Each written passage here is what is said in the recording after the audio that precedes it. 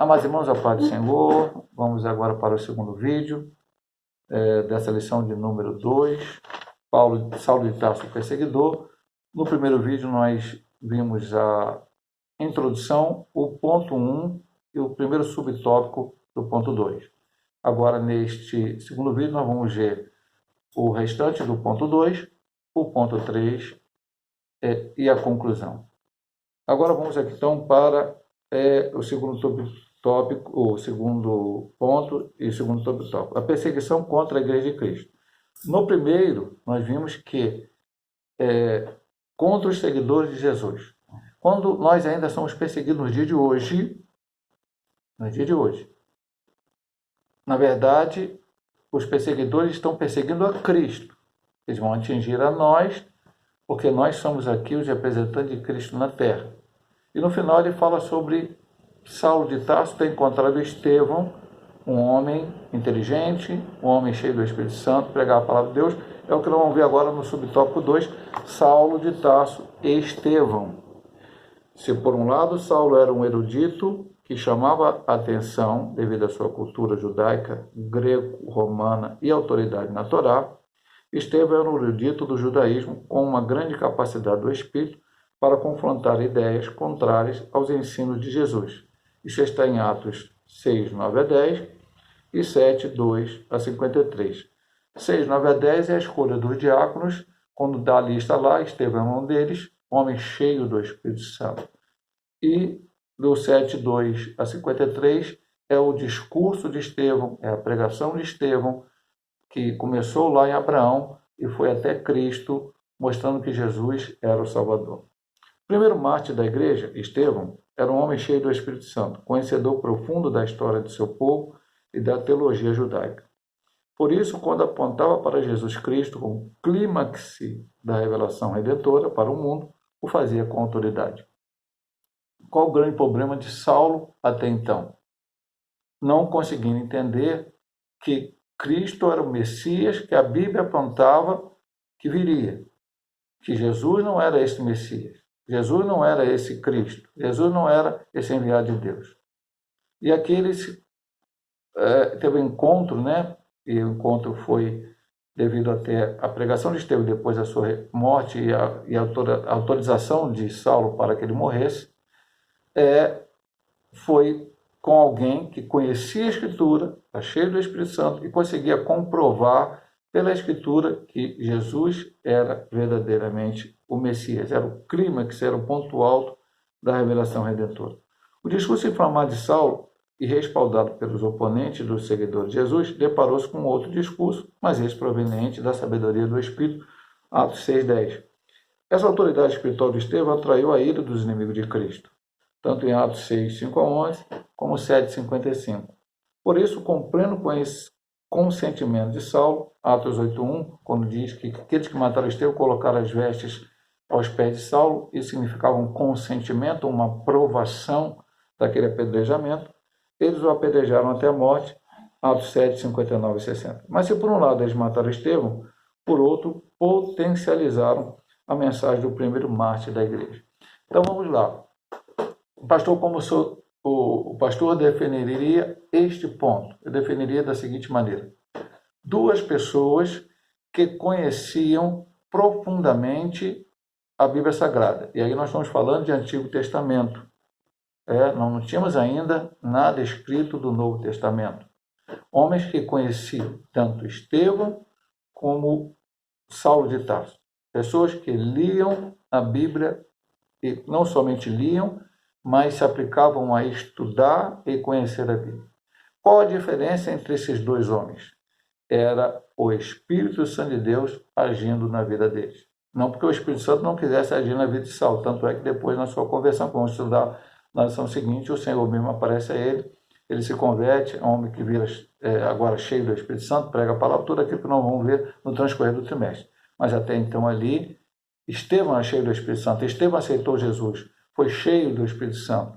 Então ele conseguia olhar a Bíblia, ver a Bíblia e interpretar a Bíblia à luz daquele que é o nosso maior professor, que é o Espírito Santo. Pode ser que algumas coisas a gente não entenda na Bíblia, e alguns homens de Deus também não entenderam. Mas o Espírito Santo, como Deus quer, ele nos revela. Há coisas que ainda continuam ocultas aos nossos olhos, à nossa mente, ao nosso coração, porque essas coisas pertencem somente a Deus.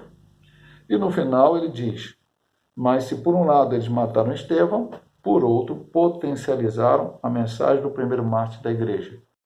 Estevão pagou um preço altíssimo com a sua vida. Ainda hoje, homens e mulheres de Deus estão pagando o preço. Nós vamos ver aqui ainda, daqui a pouco vamos falar sobre isso. Ele vai falar sobre perseguição nos dias atuais. Até morrendo por causa do evangelho? Sim. Mas essa mensagem potencializa-se. E eu volto a dizer aos irmãos, como eu disse no ponto passado, ao que diz a verdade prática. A igreja é uma instituição divina que perdurará na terra até o arrebatamento, pois do contrário já teria acabado ao longo da história. Perseguem, e a igreja cresce, ela aumenta e a palavra continua sendo pregada. Uma intolerância religiosa e política contra a igreja atual. A igreja atual continua a despertar a fúria de certas autoridades políticas e religiosas que não aceitam a mensagem da liberdade e vida que o evangelho proporciona. Nossos irmãos que servem a Deus em países políticos e religiosamente fechados para o evangelho continuam a pagar com a própria vida a fidelidade e a mensagem de Cristo. Oremos pela igreja perseguida.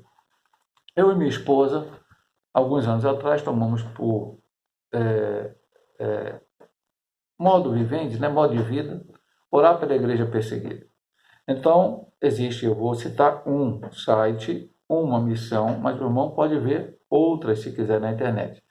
Eu acompanho, recebo e-mails, entro no site da missão Portas Abertas, fundada desde muitos anos atrás, não me lembro, acho que agora, não sei se eles fizeram 50 anos, teve até uma comemoração por causa disso, pelo irmão André, que hoje ele já está aposentado, não lidera mais. Irmão André é um codinome, ele é um holandês, eu não sei falar o nome dele, que é um nome meio difícil no idioma holandês, que resolveu ajudar a igreja perseguida.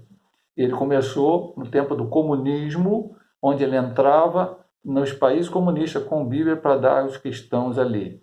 E há vários livros dele, há vários relatos. E a Portas Abertas está até hoje fazendo esse trabalho. O comunismo hoje diminuiu bastante, existe ainda, existe na China, existe em Cuba, existe em outros países, mas o que mais existe hoje, a maior perseguição, existe na Coreia do Norte, que é o maior, há 16 anos é o país que está em primeiro lugar no ranking da perseguição, mas existe muito nos países muçulmanos. Então, o que as pessoas fazem hoje? A Coreia do Norte manda pessoas para campo de concentração, afasta pai de filho, faz crianças delatarem seus próprios pais e afastam depois as crianças dos pais. Há muitos relatos, meu amado irmão, só você entrar lá. Eu tenho tentado mandar para os irmãos da igreja qual pastoreio, todo início do mês, dia 1º, eu vou lá no site da Portas Abertas, baixo o motivo de oração do mês específico, no caso agora nós estamos orando em outubro, vamos orar outubro.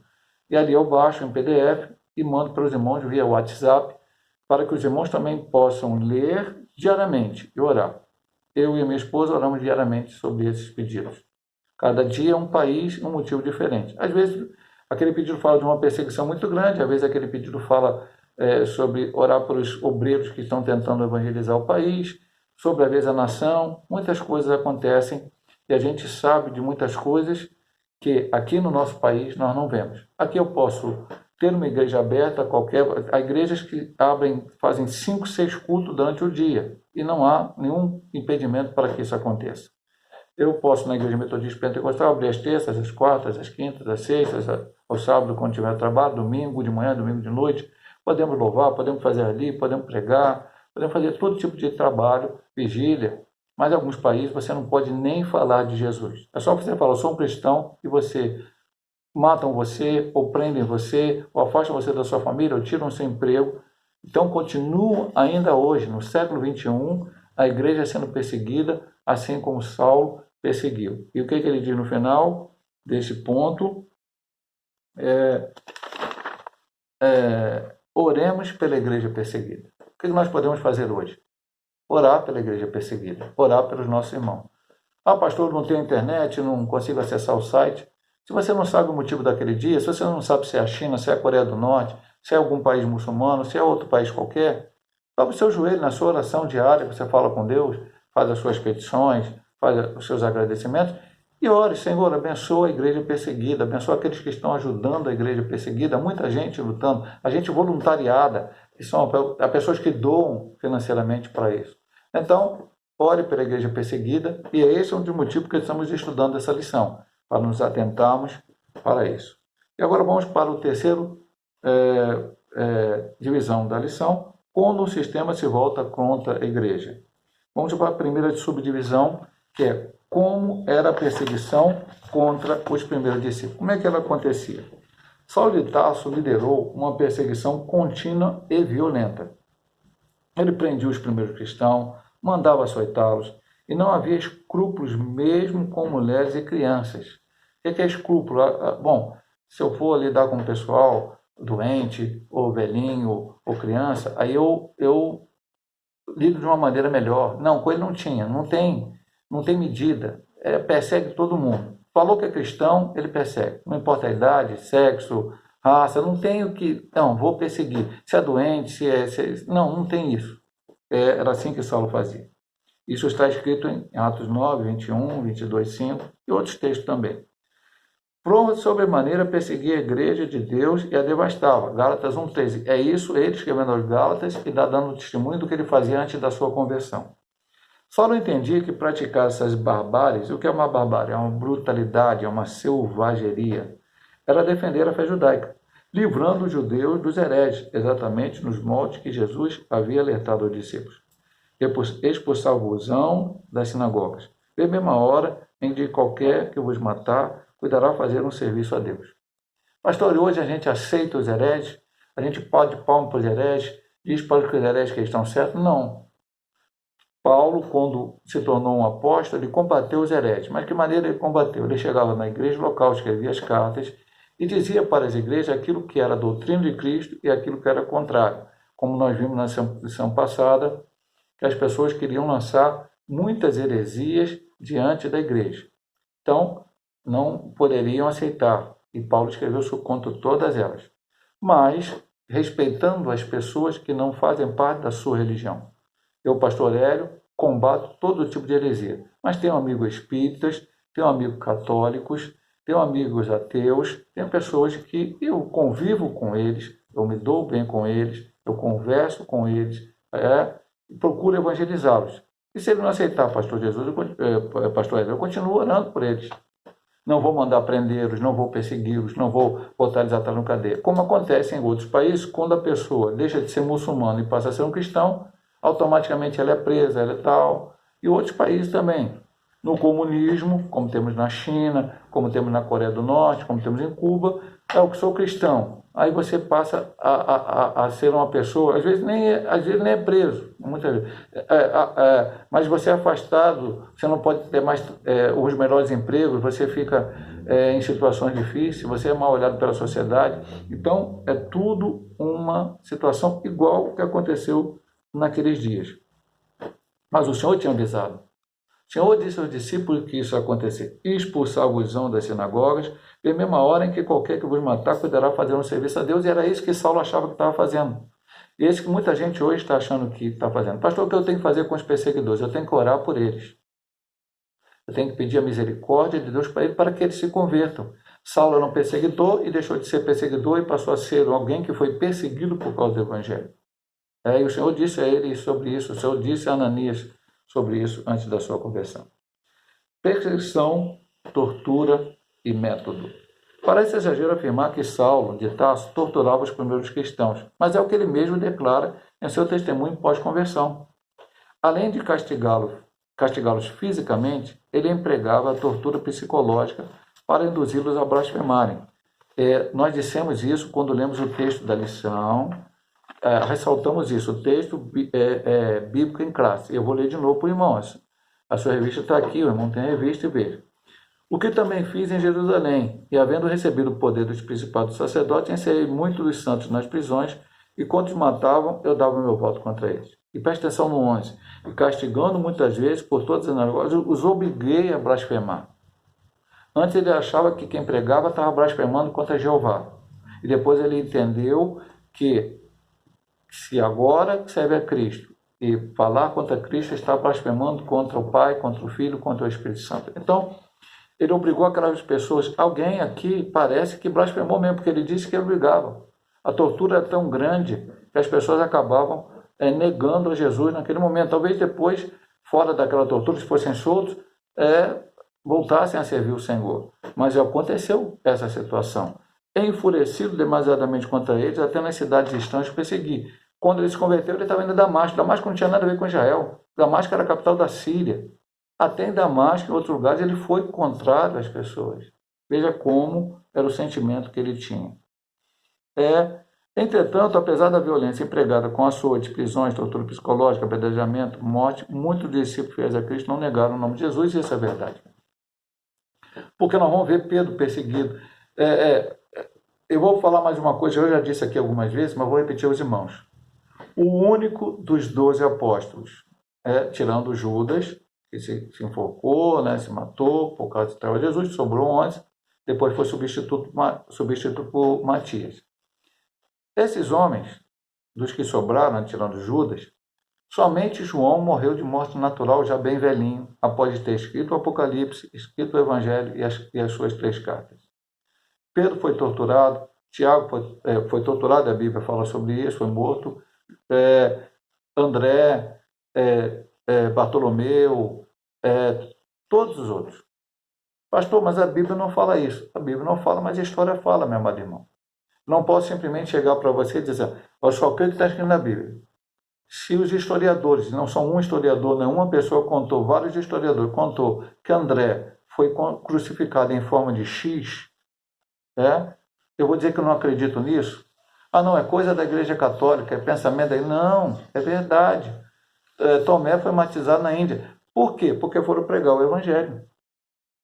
E o Senhor tinha avisado, nós vimos no final. Então, há muitas pessoas que não negaram diante da tortura, como hoje há muitas pessoas que não negam, continuam mesmo diante da pior, atroz perseguição. Pastor, isso aqui, o que significa para mim? Eu não sou perseguido no Brasil, eu posso pregar a palavra, posso botar minha Bíblia para a igreja, graças a Deus isso acontece, mas pode chegar um dia que aconteça diferente, meu amado irmão. E se nesse dia acontecer, se voltarem contra o Evangelho, se voltarem contra Cristo, se voltarem contra o cristão, proibindo você de servir ao Senhor, tentarem te fazer uma tortura psicológica, física, você tem que continuar fiel ao Senhor. Estamos aprendendo com os cristãos primitivos, estamos aprendendo com a vida do Paulo, de toda a igreja primitiva, para que nós possamos trazer para a nossa vida uma situação que, se acontecer, estejamos prontos. E se Deus te chamar para ser um missionário, nós não sabemos, eu não sei qual é o teu futuro, meu amado irmão, minha amada irmã. Deus te chamar para ser um missionário. E ser missionário no lugar onde há perseguição, você tem que estar pronto. Nós ajudamos a SEMADEC, a Igreja Metodista Pentecostal, não a Igreja de Caxias, a Denominação Metodista Pentecostal ajuda a SEMADEC, que é a Secretaria de Missões da Assembleia de Deus do Columbandê. Essa Secretaria de Missões tem missionários em alguns países. E tem, neste momento, missionários em 2 países que estão entre os 50 onde há mais perseguição. Ontem nós oramos pela Indonésia. A Indonésia está em 49º lugar, se eu não me engano, ou 48º ou 49º de perseguição. A SEMADEC tem 2 missionárias na Indonésia. E tem na Colômbia, que também está entre os 50 países da perseguição, a missionária Marilene e o pastor Regina Ponte, que alguns de nós conhecemos no encontro missionário que teve na igreja de Moísa. E, fora isso, temos a Guiné-Bissau, onde conhecemos alguns missionários que estão lá, que há perseguição, pode não estar entre os 50, mas há perseguição. Então, os missionários da Assembleia de Deus do Copacabana, pastor Abimael, pastor Paulo Silas, a qual nós também conhecemos e oramos por eles têm missionário na China. Felipe, que é um jovem que veio do Vale de Jequitinhonha, traduz a Bíblia, ele está na China, traduzindo o mandarim. Na China há perseguição. Então, hoje há pessoas nesse lugar. Se Deus te chamar para um lugar desse, lá você vai ser perseguido. Lá você vai ser contra. Mas nunca abandone o Evangelho de Cristo. E agora, no terceiro e último ponto, o terceiro subtópico desse ponto 3, ele fala sobre a perseguição aos pentecostais.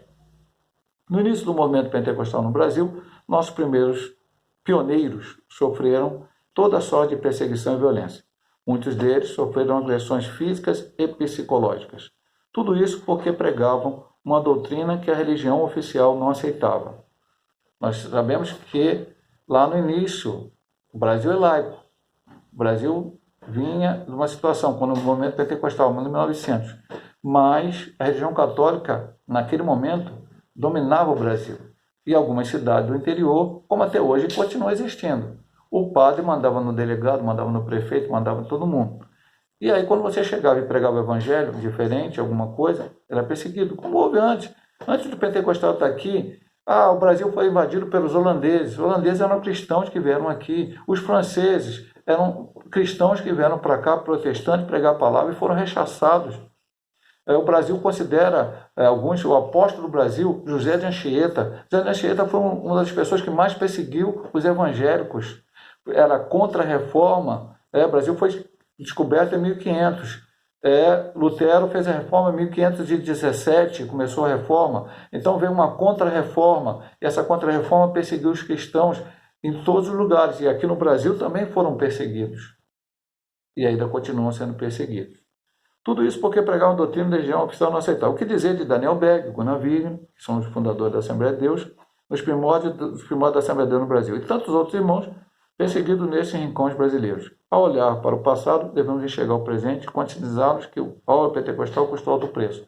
Eu vou um pouco além do que o autor da lição, pastor Helena Caval, fala. Não só a obra pentecostal, meu amado irmão. A igreja sempre foi perseguida. A igreja no Brasil também lá no início. Os metodistas foram perseguidos, os batistas foram perseguidos, os presbiterianos foram perseguidos, os congregacionais foram perseguidos, os pentecostais foram perseguidos e ainda hoje o são. Hoje um pouco menos. Hoje o evangelho aumentou muito no Brasil. Hoje existe uma série de situações em que os evangélicos também dominam em alguma área. E aí a perseguição diminuiu um pouco. Mas sempre houve isso. E se houver, como falamos no ponto anterior, novamente, temos que estar prontos para dar um bom testemunho de Jesus. Porque nossos irmãos no mundo estão sendo perseguidos. Pentecostais e não pentecostais. Em qualquer parte do mundo, há perseguição à igreja de Cristo. Conclusão desta lição diz: se a igreja fosse uma mera organização humana, já teria acabado. Lembra lá? Eu vou repetir para você. Eu já repeti 3 vezes para os irmãos. A verdade prática. A igreja é uma instituição divina, que perdurará na terra até o arrebatamento, pois do contrário já teria acabado ao longo da história. Quem perseguiu a igreja? O Império Romano perseguiu a igreja, os primeiros judeus perseguiram a igreja, Saulo perseguiu a igreja, o Império Romano perseguiu a igreja, o comunismo perseguiu a igreja, e ainda hoje há vários sistemas perseguindo a igreja. Perseguiram a Bíblia, tentaram destruir a Bíblia, mas ela está aí, e hoje você tem versões que você quiser para lê-la. Então, houve sempre essa perseguição, mas ela não é uma mera organização.